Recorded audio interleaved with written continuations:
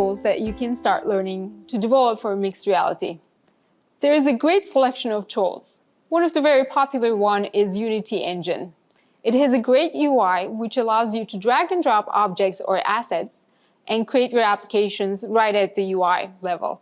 But if you want to add more behavior to it, you can create some scripts with C# in Visual Studio and debug your application there as well.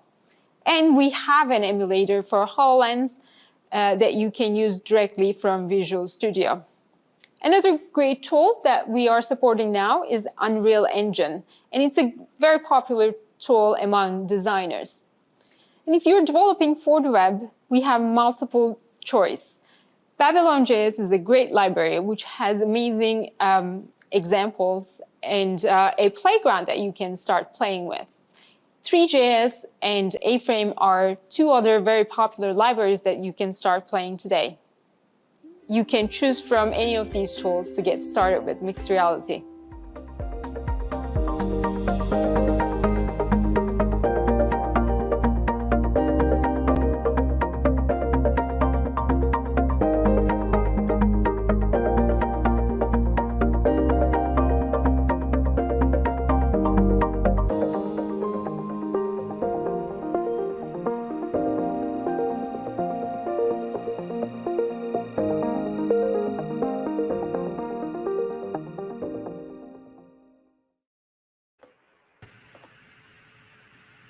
Hello everyone, hope you are enjoying the lecture now. I'm here with Bob that we will be talking about government adoption of XR, and I will begin with the introduction. Hello everybody, I'm Bob Kleinhimpel from SAIC. I'm the Vice President of Immersion Technologies, and thank you for joining me today on my presentation on the government adoption of extended realities. So today we'll discuss why are they interested in it in the first place, its utility and return on investment, the barriers to adoption, as well as some strategies to overcome.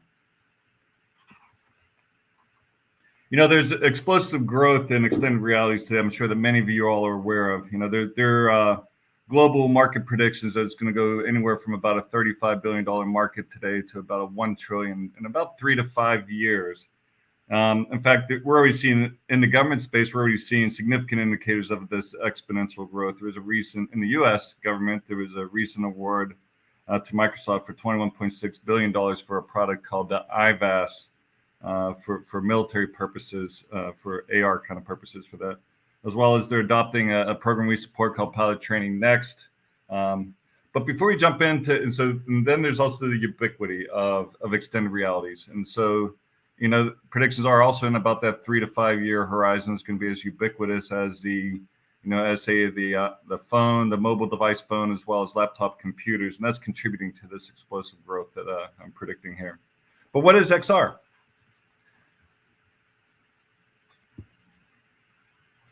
You know, so I'm sure many of you all know this, but for those that may not kind of have this perspective, I'll just kind of give you my perspective on it, just to try to level set us a little bit here. So, you know, for augmented reality, and that's, you know, that is where when one interoperates within the real world, we're overlaying digital information to aid the human in their interaction within the real world. And then there's virtual reality, where one is, you know, fully immersed within a total digital based type environment. And then finally, mixed reality is kind of a combination of the two, where you know, we're bringing in elements of the real world into the synthetic world or digital world, as well as you're able to interoperate and manipulate the real world items. You know, the example I got pictured there is a cockpit of an airplane where a cutout section of the live aircraft is being passed through in this example, and you know, the pilot can then interoperate, touch, feel elements of the cockpit and cause actions to occur. So that's kind of my definitions. And so extended realities is quite honestly just a blanket term covering all of these.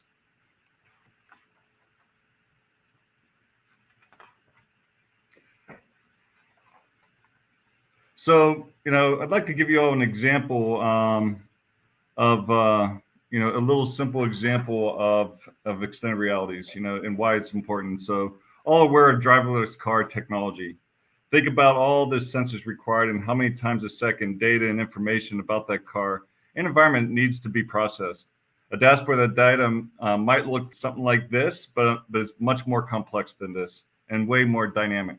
So this is just a simplistic example of amounts of data just coming in that one would have to process in a driverless car scenario. Now contrast that with the view that you get while driving, as most of us know it. Same information is there, same data, just represented differently. One way is how we think of representing big data. The other is how we experience the real world. Not suggesting you could drive a car looking at the data view, but increasingly that's exactly what we're asking of employees, often in high consequence environments. Yep. I'm going to take you on a little diversion here. As I think about a lot of you in this audience, I'm sure many of you probably look the stereotypical part of the XR developer. But me, I'm not much different from many of our government customers. We don't have to be what I like to think and put myself in their shoes. You don't have to be the cool kids, but to take advantage of the utility of XR. We can all benefit from XR today. It's just not for the cool kids.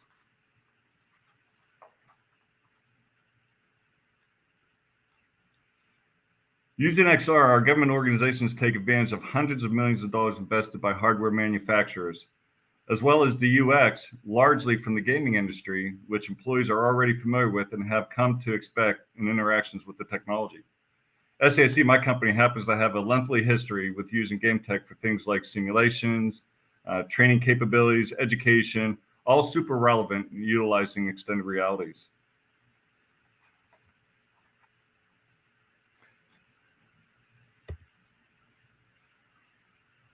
A great example of the utility XR, which can be realized today, is in a military operation, similar to what I got pictured here. You're seeing a view of data coming in through an augmented reality device at the edge, where we're populating it with sensor information from fellow soldiers in this example, elements of where they're located. We get health information, as well as you can see some locations of where the enemy, indicated by red, where they may be located, how far away they are. And so it's giving us relevant information.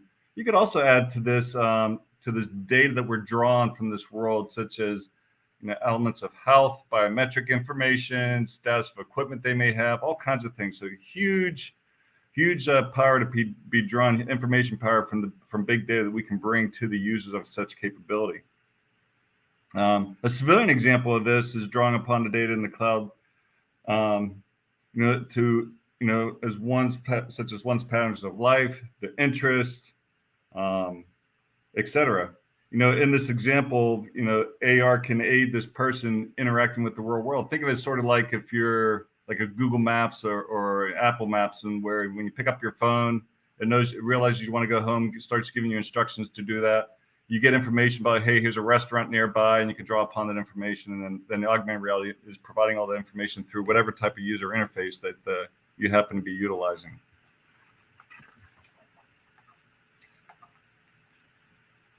Another example of utility is in the, as you can kind of see here, the same tech can be used to create heat maps of areas of concern while vehicle is maintaining, or perhaps a step-by-step procedure for repair, or even a medical procedure at the point of need.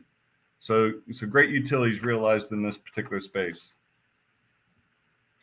There's a staggering array of sensors we're deploying and data that they are producing, with more coming every day. Need to stop drinking from the fire hose of data and move to methods of communicating understanding by a higher sense of perception. And the higher sense of perception is provided by our augmented reality technologies. So there's clearly some very high return on investment in XR for the government.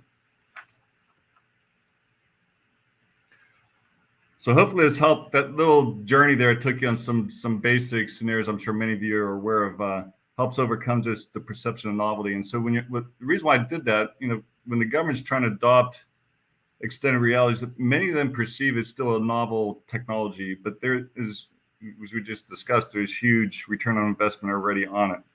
So we're helping the government organizations starting to overcome that and realize that utility today. I'll give you a few examples of where we've seen some success here recently with government organizations. For the Army, the Air Force, the Navy, as well as the Marine Corps and the United States government, they're using low-cost XR-based simulations to solve, many of their problems. In the Air Force example, we're solving the pilot shortage shortcoming, and the way we do that is we immerse the pilots, giving them lots of sets, and repetitions in the tasks that they have to perform, and we're presenting that to them through these technologies, and they get to do it over and over again. And because XR is much more available than the higher end simulators, they're able to now to do this, maybe one for every student that's utilizing every pilot. The pilots can also take these systems home and have them installed in their house as well, and get some additional exercises at home while they're utilizing this equipment. Many organizations are also visualizing form, fit, and function. Now, how does, with the various objects, they can place it into the real world and see how it's going to work. How is it going to fit? How do things articulate, and gain better understanding of how the objects interact within the world. And then there's also familiarization. Our customers, we deliver, VR walkarounds to them. So many times, the first time a government employee or a soldier, sailor, Marine sees a piece of equipment is the first time they actually get out and touch it. So when they're in institutional learning, this is a way of, short of having to bring a very large piece of equipment into a classroom, you can actually present them through VR technologies, and they can walk around it and see what it's doing. So they're realizing great utility from that kind of example. I like to look at XR from two perspectives: the interface technologies and the use cases they enable. On the technology front, XR is becoming more ubiquitous. I kind of teed that up earlier. It's as I said before, it's going to be as ubiquitous as perhaps the iPhone, a mobile device, laptops in about 3 years. Headset manufacturers are making their devices lighter, less obtrusive. They're having wider fields of view, faster processors, and these headsets are now beginning to move from the expensive lab devices to robust, commercially available products. Now, I think at some point in time, we're going to stop talking about the headsets entirely. The tech is already moving into contact lenses. It's not hard to imagine a day when we can draw directly to the visual cortex. I'm an early adopter, but I'm not signing up to test the Matrix head jack approach for those who've seen that movie. But let's hope it's wireless to achieve what I just described. Tech integrators like my company, SAIC, are building platforms for maximum reuse across multiple point solutions, from rotary wing to fixed wing simulations, ground vehicle simulations, or Transportation Security Administration scanners, are all reusing functionality to minimize cost and maximize features into the future. So if you're trying to build out one-off solutions for, every time you got to deliver these, the next time you got to deliver another solution is very expensive. But if you build out your base capability, you can draw upon those same capabilities, reuse them, and deliver new customized solutions. We're also integrating data analytics and artificial intelligence solutions that enable XR to inform users and improve their performance. Lastly, on the tech side, game engine providers are making huge investments, leveraging return on investment from the entertainment market to improve the tools we use to create solutions. And seeing a lot of new focus and investment in making these engines more capable and more relevant to government use cases. On the use case front, we're seeing growing interest in XR for operational purposes. And the example you see here is a command and control example. There's information feeds in there that they have on in this case about satellite information, other information that's relevant to them in the real site. And then what we can do is also allow remote participants come into this live operations center, but give them all the same information and feel that they're spatially there. Spatial awareness is so important when it comes to extended realities. And what we're also able to do is deliver additional three-dimensional views to those that may be live. They can put on, for example, a pair of headsets and now get that spatial awareness, perhaps of a satellite orbit, of terrain, some kind of geographic region that they're going to be operating in into the future. So presenting information spatially provides new ways that enables these very high degrees of situational understanding, which is very important to our government users. Another use case is XR for digital twin visualization, from visualizing the whole world to subatomic objects. to highly complex systems, XR is accelerating human ability to understand real-time dynamic systems. Coupled with data analytics and artificial intelligence, XR enables accelerated operational speeds, as well as capabilities like predictive maintenance. And that translates to more time up and better and safer work environments for our personnel. In other areas, maintenance, repair, and operations, XR enables more efficient operations, fewer errors, and ultimately accelerates on-the-job training and accuracy. This is a screen grab from an app that SAIC built that leverages data, analytics, and artificial intelligence in this maintenance, repair, operations environment for a T6 aircraft. A T6 aircraft is in this example, is what we've been training the pilots on to prepare it and reduce the pilot shortage. And lastly, for use cases, strategic communications, where we use XR to present information in a more highly consumable way for a higher effect. Where we use slide decks today, we will be using real-time interactive 3D content in the very near future. So the future is promising and doable. I've heard some customers have concerns about going on this journey with us. It's concerning. If we don't take this leap, our warfighters, our employees lose valuable capability available today. One concern is cultural adoption. Our Air Force pilot training next cultural problem was that, hey, they really, before they started adopting extended realities, most pilots felt that only live would do. But then if they did agree to do some non-live training, it was only in a high fidelity simulator. Well, the problem is the availability of these simulators and the expense of these high fidelity simulators. When we transformed to our customer hypothesized, well, if we can increase the sets and the repetition, so in other words, the number of times they can get into a system and repetitively execute a task, that we can reduce that time before they get to their first check ride and increase that pilot throughput. Additionally, we improved the quality through XR of their experience because we're able to provide things that they've only read about in books, and they're now getting initial experiences. So, for example, traditionally the first time a pilot would ever experience a stall was actually in a live aircraft. Well, we can give them a good enough representation by extended realities, and they can actually experience and feel that stall and then take corrective actions to that stall. Much safer and much more of a better experience to do that in a simulator and in an extended reality device than doing it in real world for the first time. The end result was, long story short, is that we did in fact reduce the pilot shortage by 50% and orders of magnitude cheaper and much more available. Culturally, they are now ready to go to scale for undergraduate pilot training. Additionally, we need to overcome technical resistance. So some tech resistance we addressed at SAIC is customer concern with obsolescence and replacing the headsets. Remember, I described to you about how they're getting greater capability, and so they're worried about it. If they invest in that headset, 5 months from now, then all of a sudden there's going to be a better headset.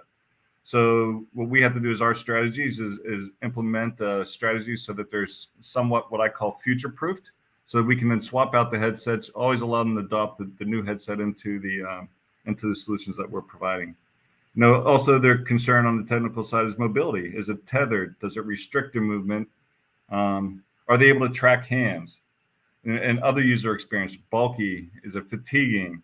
So we as developers of these systems, we need to make sure that we're addressing those in our solutions to our customers and helping them overcome those to provide the best user experience possible. In my mind, all these relate to return on investment. We have to build these apps that offer clear advantage to using the tech over the traditional ways of doing things. When we do this, the barriers to adoption will be lessened.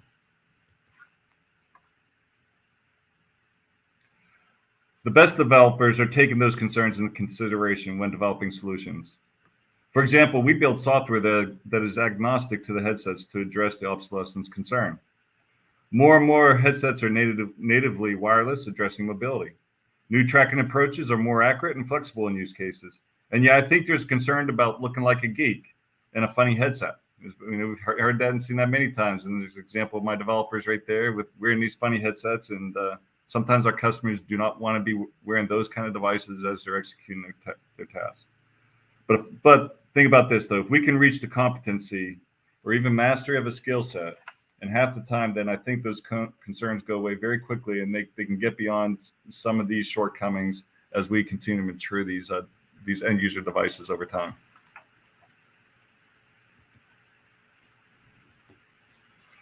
You know, industry is poised to deliver valuable XR.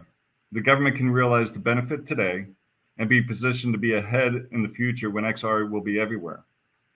You know, really look at XR as contributing to an asymmetric advantage over our adversaries.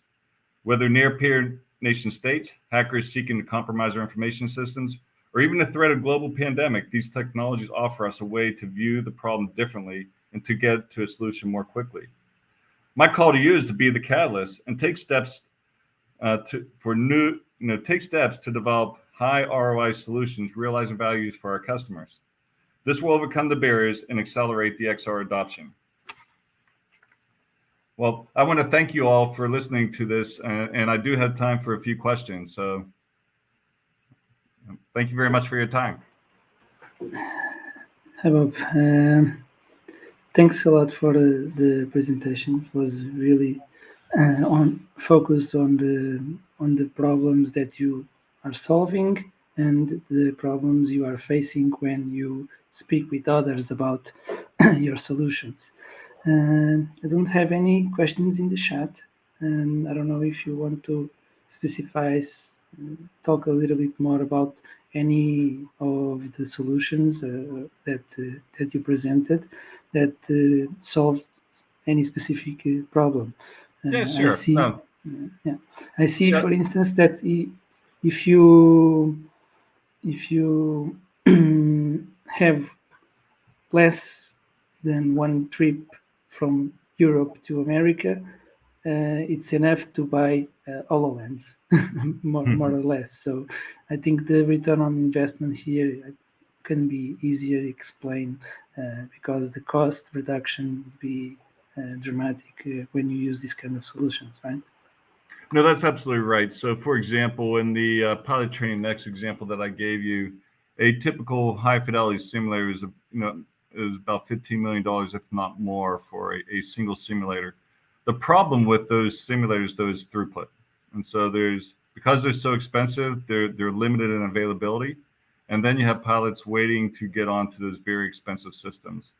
And so in that particular example, so we went from a very limitedly available simulator, and then we went to an extended reality solution that now is only costing in hardware only, about $15,000 a copy in hardware. That's not counting the software side of things, but in the hardware side, that is significantly reduced cost. And then you got that, as well as you have the ability, because that cost is so low, and the footprint is actually smaller, because you're now in VR, you're not building out large, projection screens and the like in these large complex simulators. So the footprint's reduced, and so we can put a lot more simulators into the same space, as well as I was describing earlier, we were also able to put them in their homes. You have almost a one-for-one. In fact, in this case here, my example, it was a one-for-one relationship of one simulator per student, and so they're able to use it all the time, constantly. So great return on investment, financially as well as time and utility of the system. So, I think when you have examples like that kind of success, it's government is realizing, and they're waking up to this, and we've been seeing a lot more. One of the other things I talked about too was, if I may, is and I'll reemphasize this, was about having a platform approach. So build out the features, and in fact, we were just demonstrating that here today for our customers. Is with a platform approach, we're able to, for example, build another new aircraft platform. We did in less than 30 days, fully functional, using Vario, mixed reality headsets, and we were able to provide a really rich experience in less than 30 days in a very inexpensive simulator, and provided really great training capability for our end customer. Yes, and we are just in the beginning of the technology, with the evolution that the recent investments that are being done on these kind of solutions. We will have a different approach. Then, as you talked, the screens will enter in our eyes, and that will bring us new other ways to interact, even brain technology. So the possibilities here are endless, right? Yes. Along those lines, again, so it's just, we also have to look at the whole user experience that we're doing for our end customers. So again, going back to that, the pilot training scenario that I described, we also added in the biometrics. And so when you were mentioning the brain, one of the things we're using heart rate variability applied into this, where we're measuring is the pilot in the zone? Are they out of the zone? If they're in the zone, can we increase the stress, on how stressful is the scenario that we're presenting into the simulator for that pilot? And so we always want to, if we stress them too much and they're out of the zone, then they're not learning. So we wait till we bring them back into the zone using the biometrics.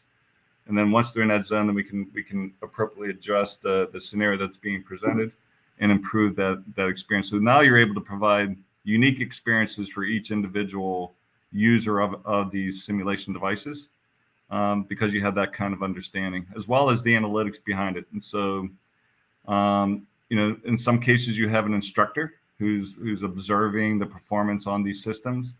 And the data analytics can provide information back to that instructor as how well that student's performing. So now you also now increase the efficiency of your instructors. And traditionally, it's almost a one instructor per student ratio, because they had to watch every action that a student was doing because they had to see it in action. When we have the analytics dashboards, going back to the instructor, that instructor is now able to perhaps monitor 3, 4, or even more pilots at one single time, and then they're watching for those indicators that draws their attention, that it requires the instructor to engage with that student. So all that, analytics, the biometrics, I'll build all that into your software solutions, your capability, provide a much more holistic capability for your end customers, and we're going to improve that return on investment for them. And really, I think that begins as we do that more and more for our customers, than just say, hey, here's XR, use it. You got to build in that user experience. You got to build in what is the end outcome that you're trying to achieve into your solutions, and make sure that you're delivering upon that for them. Yes, it's true. And another thing I wanted to ask you is what is the approach that you take? For instance, I think before someone put an headset in their head, they cannot see the potential. So should you have already made the demonstrations of what are what they will see? So what are the challenges for showing these kind of technologies and to showcase the real potential? Yeah, no, that's a really good question. To me, it's, first of all, it's really difficult to try to come up with a scenario for every type of customer you deal with.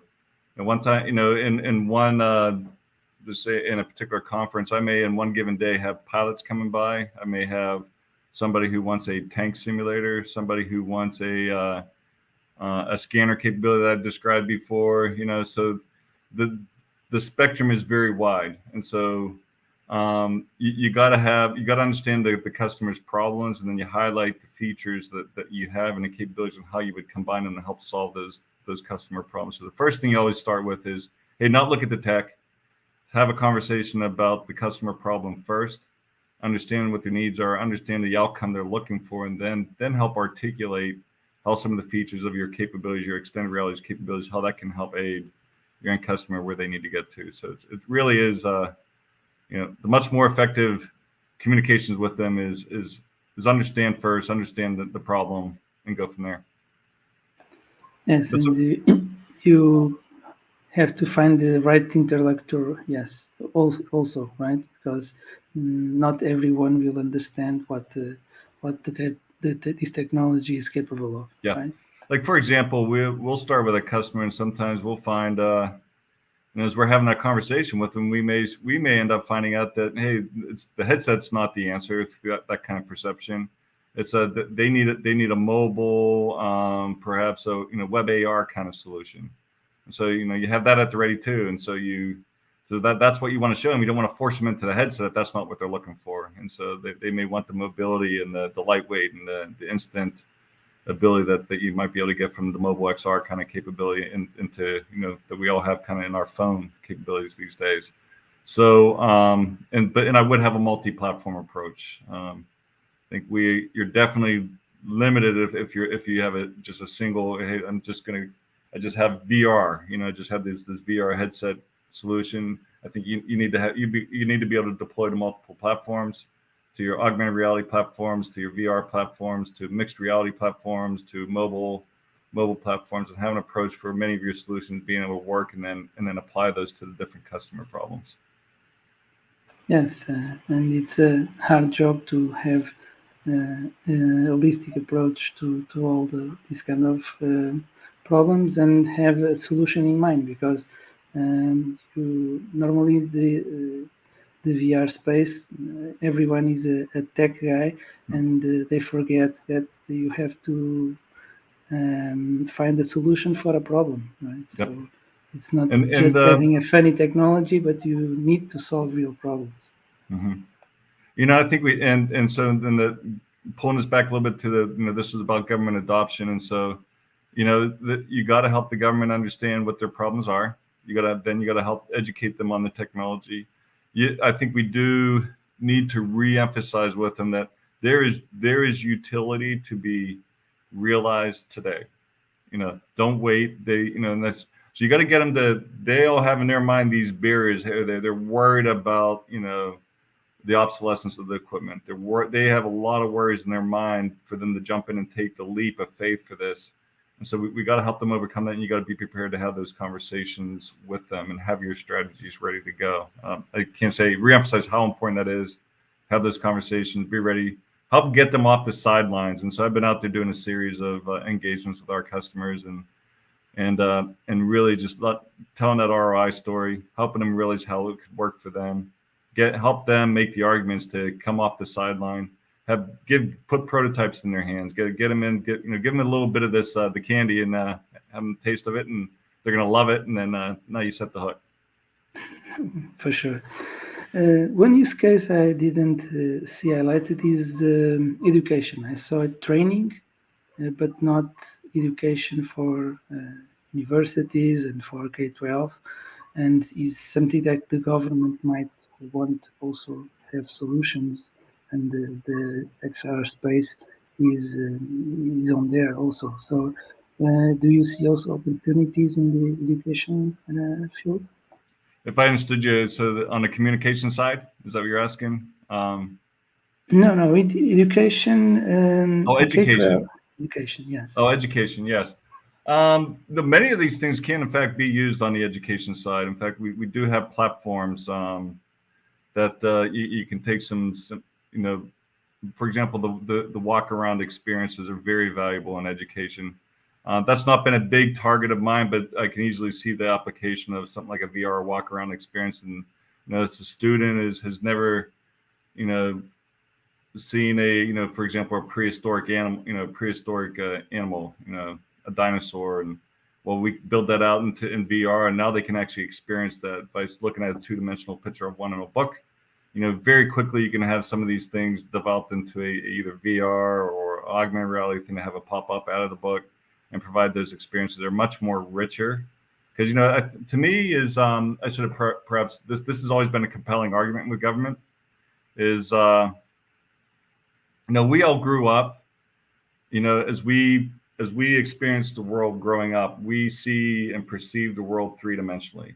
So everything you have that spatial awareness, and everything has depth to it, and all those multiple dimensions. Well, the problem is our education and the means in which we present people information has traditionally always been two-dimensional. Words in books, pictures in books, spreadsheets, etc. So one of the huge powers and benefits of extended reality is that spatial understanding. And so that, on the education side is so powerful, is when you can look at things from different perspectives. The way that we grew up perceiving the world, now you're perceiving it in your educational experience. And so, yeah, I think there's great utility in extended realities in the education front.